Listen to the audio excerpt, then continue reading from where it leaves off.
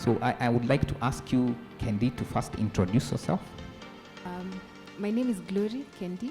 I'm an advocate of the High Court of Kenya.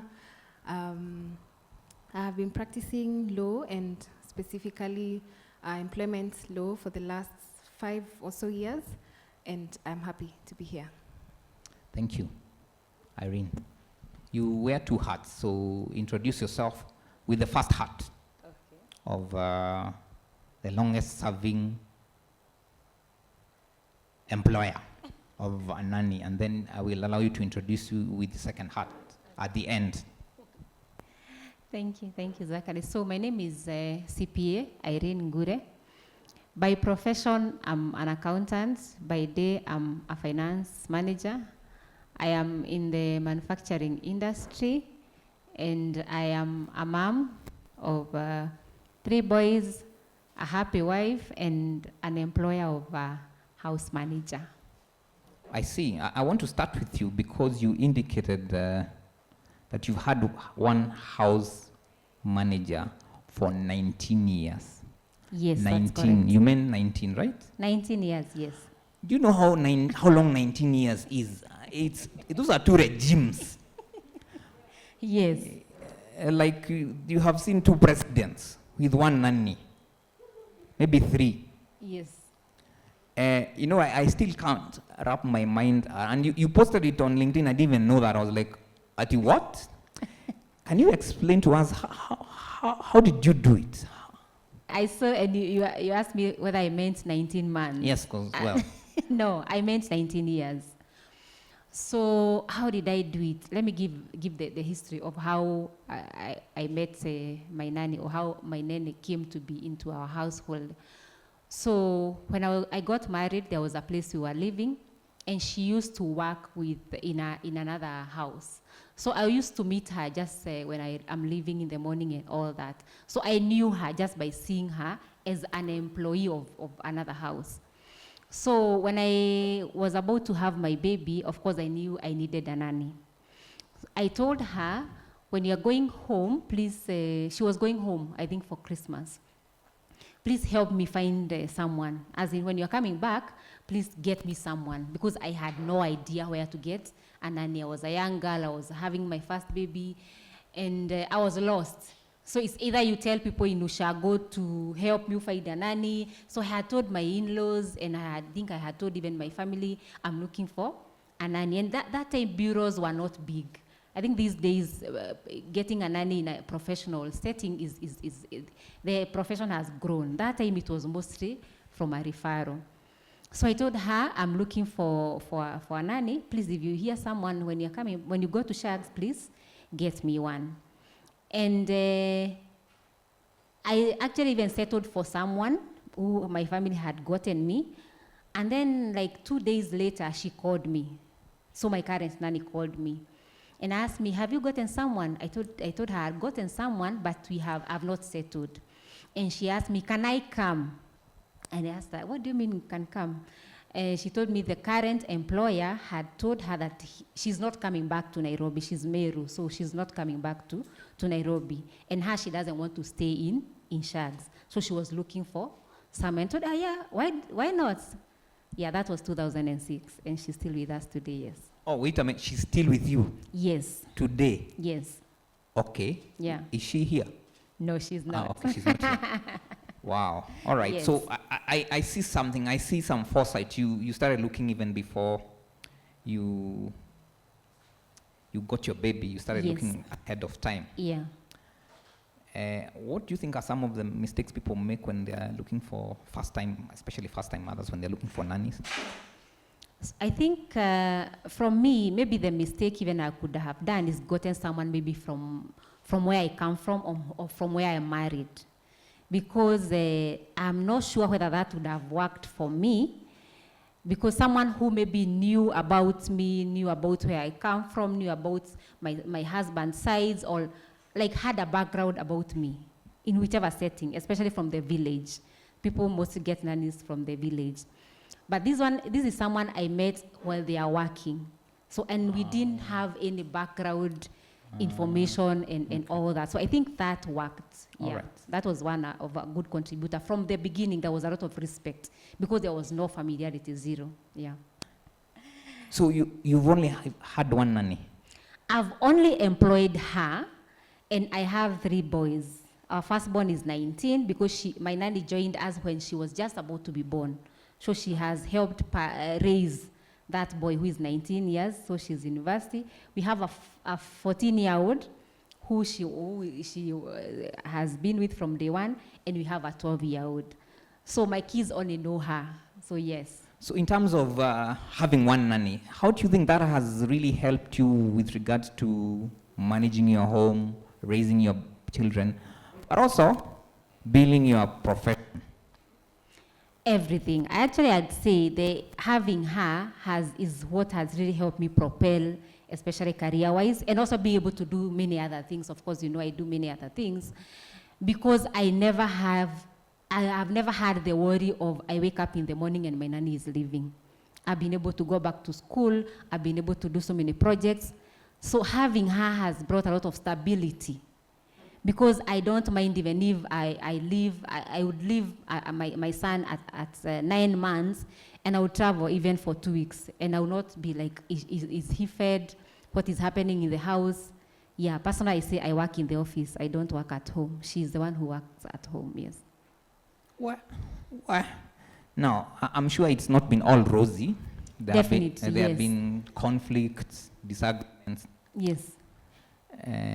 Unmet expectations. Yeah. So how have you navigated all those for the last 19 years?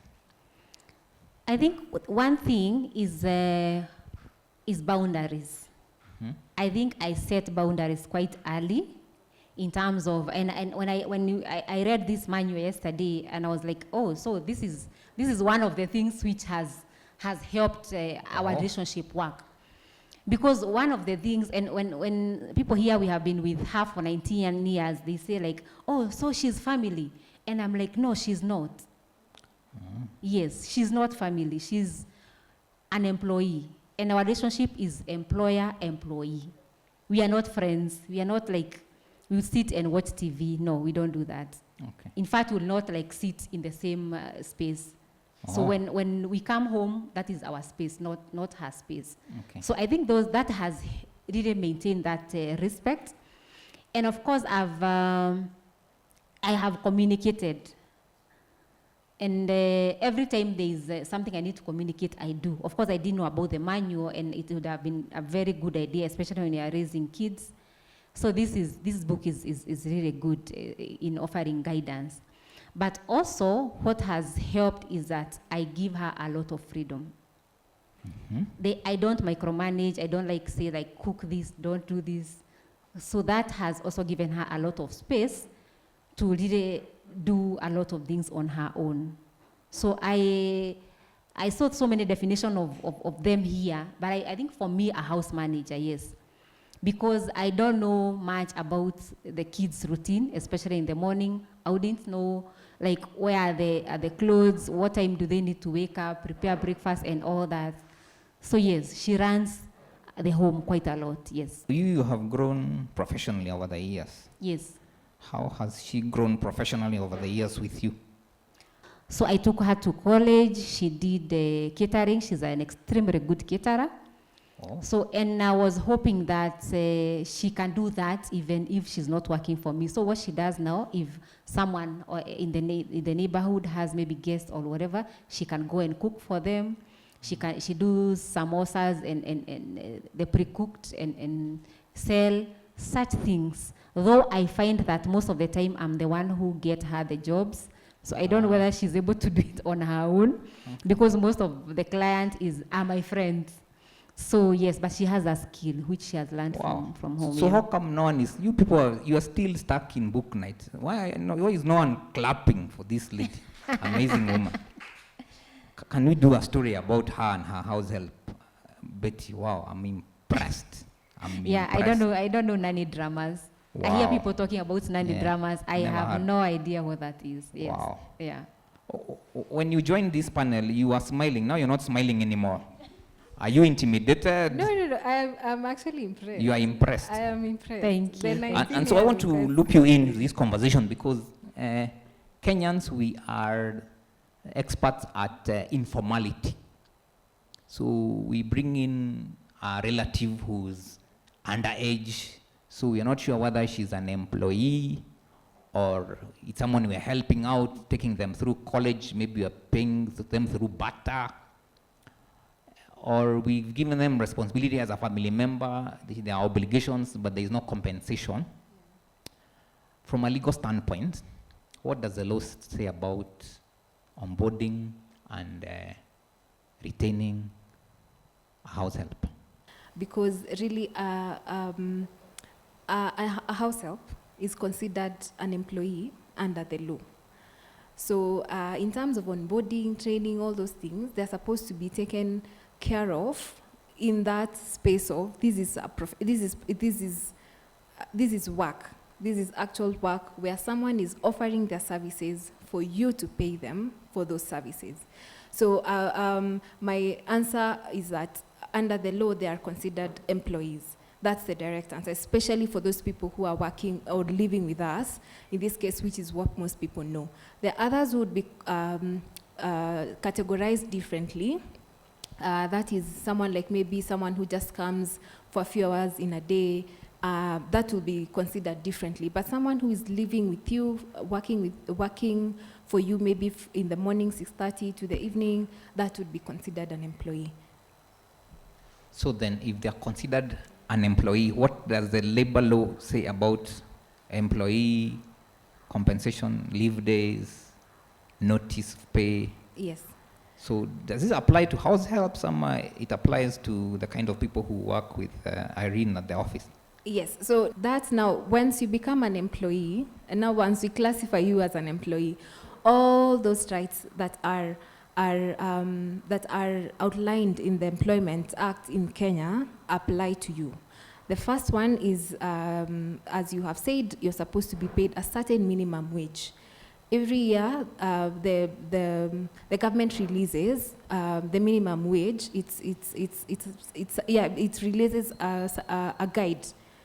People in Nairobi and its environs are supposed to be this much. Right now, it's about 15,000 and something. Around Mombasa, around metropolitan areas, urban areas. So every categorization, they are supposed to be paid a certain minimum wage inclusive of a house allowance. So you either pay them a house allowance or you give them accommodation. That's the first bit in terms of their rights and the rights under the law. The second one is, as you have said, the issue of leave. They are entitled to 1 rest day in a week, and then leave days, a minimum of 21 days per year.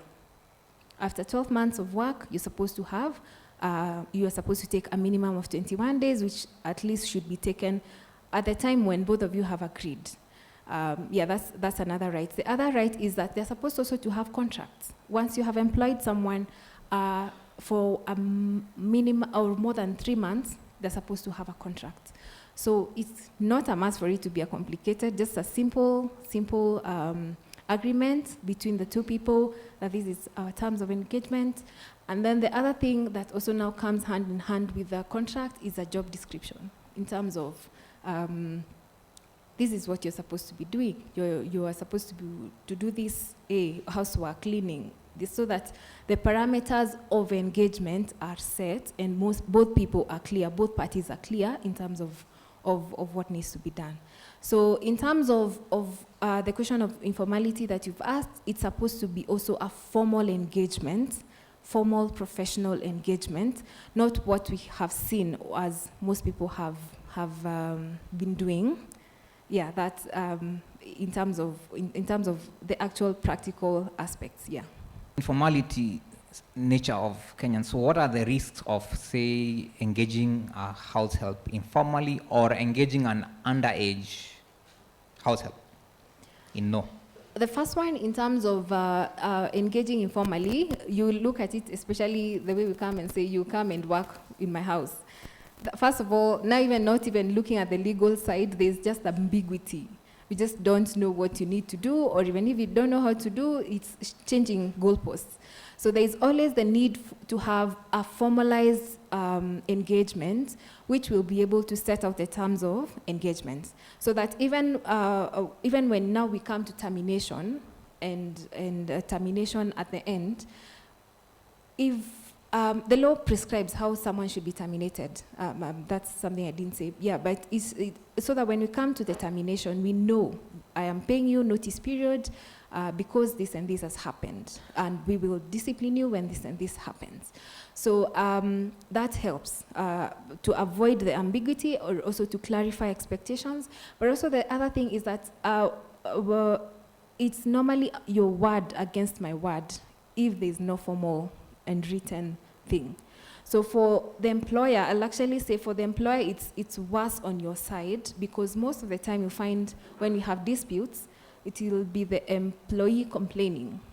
So for your employer, you have the responsibility to prove that you did not do the wrong thing to this employee.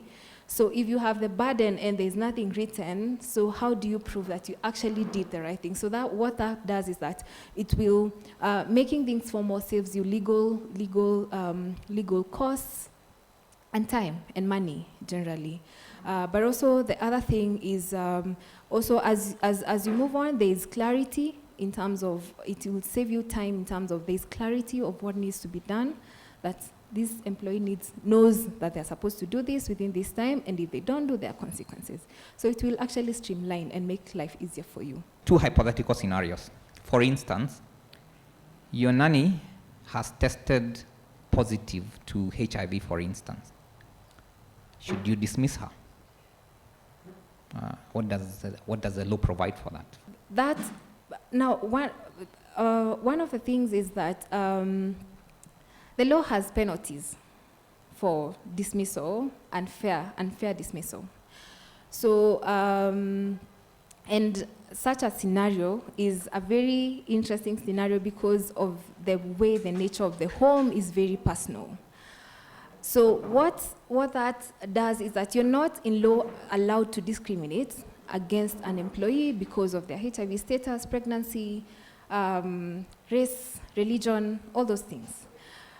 So what you are expected to do is that you're supposed to take them through a process. However, when there's a valid reason, that is. But if there's no valid reason and it's an issue of let's say, HIV positive, and you feel that you may not be able to work with them, then you're supposed to pay them a certain notice period so that you can release each other. Because sometimes also yeah. Okay, another hypothetical scenario. Yes. The man of the house has impregnated the nanny. Yes. So do you dismiss her as an employee and bring her on board as a co-wife, or what happens legally? How would the law look at such a scenario? So when you think about it, so there's a bit of sexual harassment. Oh, is there? All right, I see. So when you look at it from the point of course, there are many aspects to the hypothetical situation. But let's look at it from the point of sexual harassment, in that the law prohibits sexual harassment of any kind towards an employee. So that, being that if the man of the house is the one who is, well, both of them will be considered, let's say, employees or people within the home. As the employee, you're supposed to ensure that the home, now that the home is the work environment, is free from sexual harassment. So that, first of all, sexual harassment is a crime outside of now these employment issues. So the issue is that in addition to being a legal, a criminal issue, is that you're supposed to ensure you have put things in place that are going to protect your house help from such kind of treatment in the home. So that is what I would say from a preventive point of view. But now when it comes to the point where it has already happened, that is now even beyond employment.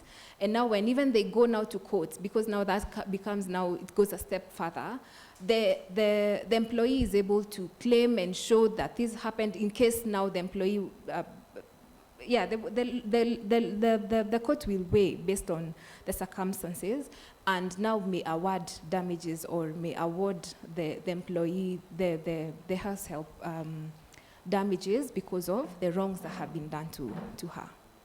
Thank you very much for your contribution, but do you have any final thoughts?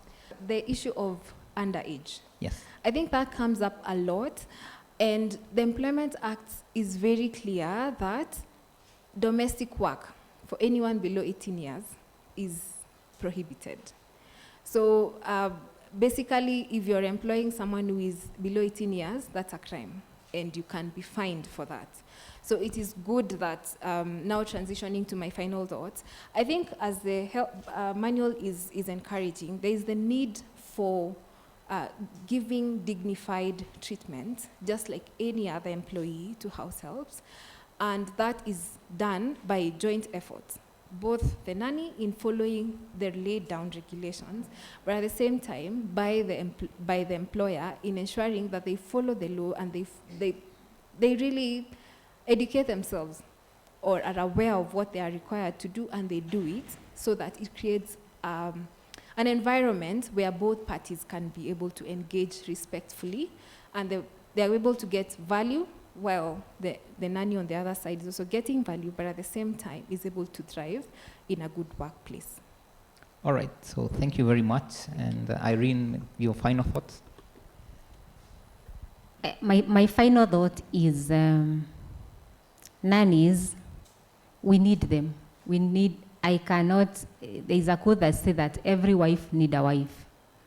So the nanny is the wife. So I don't know how personally I could have managed to not have a good nanny. I think it is such a big factor for a woman, especially when you're having a family and you're planning to have kids and do that. It is a serious support system.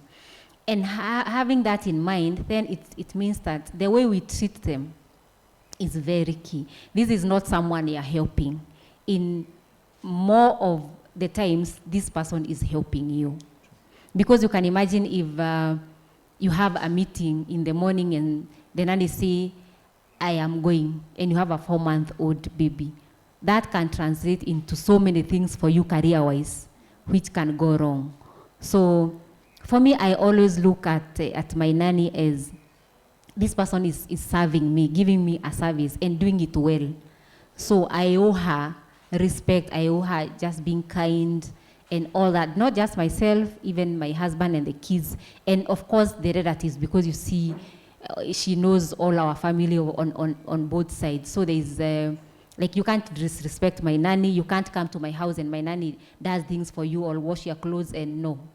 Or you cannot bring your baby for my nanny to come to take care of. No, you can't do that. So just protecting her also from the extended family. So for me, she's been a helper. Yes, she has. My name is Phoebe. I'm also an employee of a nanny, but not for 19 years. I have a question for Irene.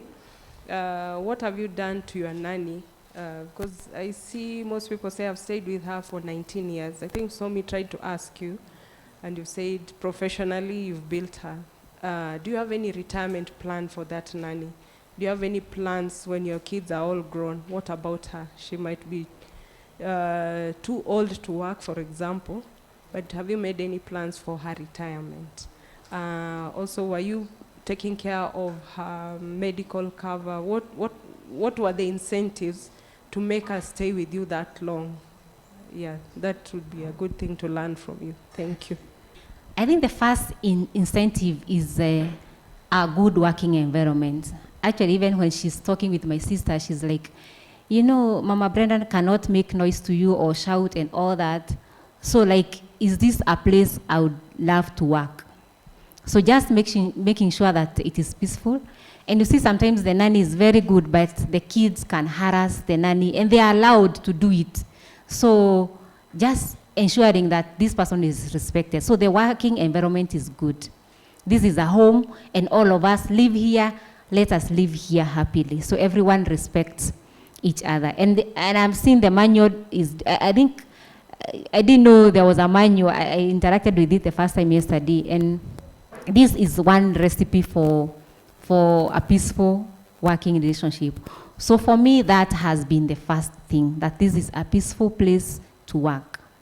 So the other thing is, in terms of her retirement, apart from, she has the course, which I don't know whether she would want to progress or to, that is a different part on her interest, because she loves to cook, she does very good pastry and all that. Retirement, I have a small pension plan for her, which she doesn't know how much I contribute, but I do. It is a surprise I have for her when she's retiring. Probably maybe sooner than, than I don't know how long I can keep her, especially after my kids have grown. My firstborn is 19 years. He's schooling out of the country. My second one is grade 9. He's in boarding. So we only have the lastborn at home. So I don't know whether my husband and myself will need her. I don't think so. Maybe, I'm not sure about that arrangement. So like what will happen to her? She will not be owed to work, but whatever work she chooses, I'll be supporting her. Yes, and I pay for her shift, whatever, yes. Allah, you've set the bar really high, you know. It's hard to keep up with you. But any final thoughts or last question for this session? Maybe I would answer it, especially going downwards, especially where there are kids involved. That's a serious offense. From that legal perspective, there's need for it to be taken up beyond just the settlement here and there, so that if a minor has been assaulted, sexually harassed, that's a crime. Report it, children's officer, report it to the police station, it's taken up that way. The other thing is also now probably setting systems and structures within the house that can prevent that from happening. Now that is outside of the legal bit. Where there is harassment, maybe the gentleman to the wife, where it is actually assault, where there are adults involved, it is more an issue of like rape, where it's without consent and all those things. But generally, I will say the standing answer in terms of sexual harassment, it is a criminal issue. So that if sexual harassment has happened, or rape has happened, or there's that defilement, there's need for you legally. Now, this is strictly legal perspective, for you to report the matter so that it's taken up by the authorities, because that's an offense against the person. Yeah.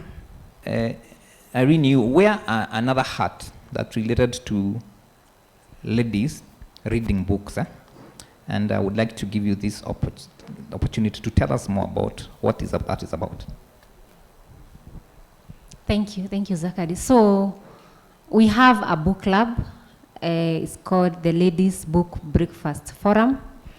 It is a space for reading books.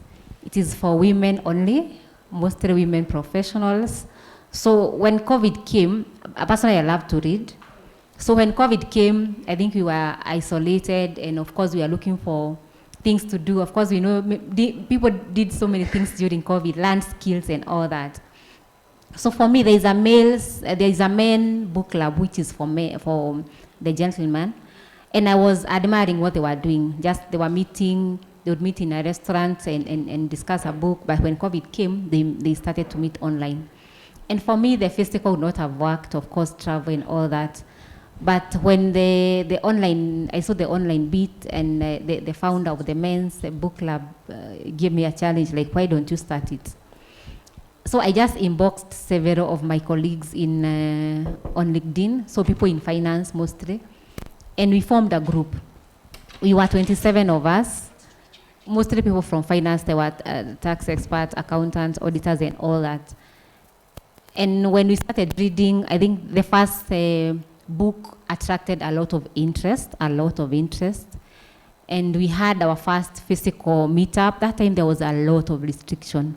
Everything was closed. So all the 27 of us came.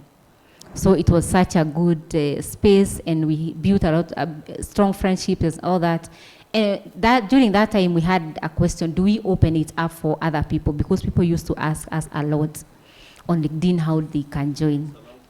So after a lot of deliberation, we decided, yeah, let's open it up. And we had some few structures. We didn't have much, but we put on some new structures. We appointed a committee, and we opened up. And now we are like 700 members, and we have done a lot of reading, yes. So how old is it? 5 years, yeah. There is nothing that you start that like feels like for me, or I don't know, why is it that everything that you touch turns to gold? I think God's favor works. Favor. Yes, so a lot. You have a dinner coming up. Yes, we have a dinner coming up on 29th of November. Okay. We have had 2 dinners and a brunch before. I think the challenge I've taken up from this space is that we are not doing enough of Kenyan authors or African authors. Nice. Because of course, even when we invite them, authors. Yes, they don't either show up or whatever. There's a disconnect because we have read a lot of books, and I think we have read very few for, especially Kenyans, because we have done Rough Silk, we have done the one several by Joan, I think Joan that year, and we could do more. I feel it is a group because the space is so big, and like right now we are inviting the authors, the Kenyan authors, to just come and be part of it. Okay. Yes, so we have a dinner on 29th of November, yes. We are looking forward. Thank you very much. Even the others are not even clapping. You know, you people, you let me down. Yes, so if you are an author, please come. We'll give you a space to exhibit and meet several, meet fellow authors, and most of all, meet readers. Correct. So I want to bring this session to a close. It's been a rich session. I'm so happy. I don't know, how would you like to celebrate this panel? Maybe as they rise to leave, you can clap loudly for them. Thank you for your time. Thank you. Thank you so much for the session.